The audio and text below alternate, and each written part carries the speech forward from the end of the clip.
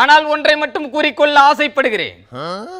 3 தொகுதிகளுக்கான மின் பொட்டியை தலைகீழாக தட்டி உள்வாங்கியதையெல்லாம் வெளிவாந்தியடு என்று சொன்னதும் அது இருப்பதை கொட்டிவிட்டு எம்டி பொட்டியாக மாறிவிட்டது. அதுபோல புதுச்சேரி பொட்டிக்கும் நிகழ்ந்திருக்கிறது. ஆக இடைத்தேர்தல் நடைபெற்ற 3 தொகுதியிலும் இரட்டை இலை கூடுதலாக குட்டி போட்டிருக்கு.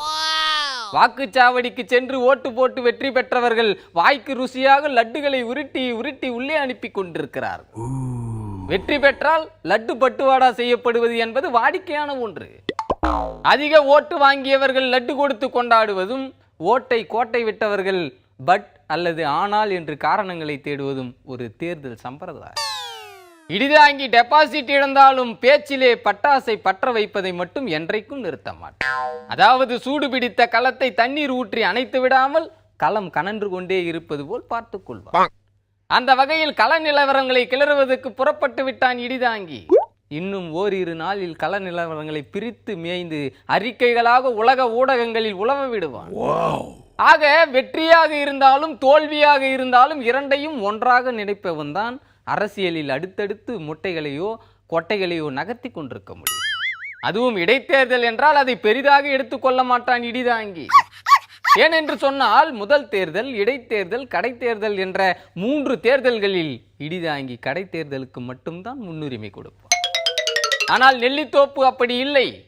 தோப்பிலே நடக்கும் நாடகம் எப்படி இருக்குமோ என்று எல்லோரும் எதிர்பார்த்தார்கள். காரணம், நாடகத்தில் நடிக்கும் நாயகனின் நாற்காலி தொங்காட்டத்தில் இருந்ததால் தான் எல்லோரும் புதுச்சேரி பக்கமாக தலையை வைத்து நிலையை அறிய ஆவலாக இருந்தார். நாடகம் சுபத்தில் முடிந்ததால் 15 நாள் திட்டங்கள் அனைத்தும் பசக்கென்று தொடர்வதற்கான வாய்ப்புகள் இருப்பதாக சொல்லிக் கொள்ளுகிறார். ஆக வெற்றி பெற்றவர்கள் அனைவரது முகங்களின் முன்வரிசையில் 32களின் அணிவகுப்பு வெள்ள வெளியேறு என்று பளிச்சிடுகிறது. வெற்றி பெற்றவர்கள் சான்றிதழ் பெற்ற கையோடு கோட்டைக்கு போகலாம். ஆனால் இடிதாங்கி குப்புற கிடக்கும் களத்தை தட்டி எழுப்பி சரியாக நிறுத்தி அடுத்த களத்தில் சந்திப்போம் என்று விடைபெற்ற பின்னர்தான் அடுத்தது என்ன என்று யோசிப்பார். தோல்வியிலும் இடிதாங்கி மகிழ்ச்சி கொள்ளுகிறான் என்றால் அதற்கு ஒரு காரணம் இருக்கிறது. ஏனென்று சொன்னால் இழந்த டெபாசிட் திரும்ப கிடைக்காது என்பதால் தான். ஒருவேளை திரும்ப கிடைப்பதாக இருந்தாலும் அதை மொத்தமாக கிடைக்குமா என்ற சந்தேகம் இருப்பதால் எனது டெபாசிட்டுகளை இழப்பதையே மானமாக கருதி உங்கள் எல்லோரையும் எச்சரித்து விடைபெறுகிறேன். நன்றி, வணக்கம்.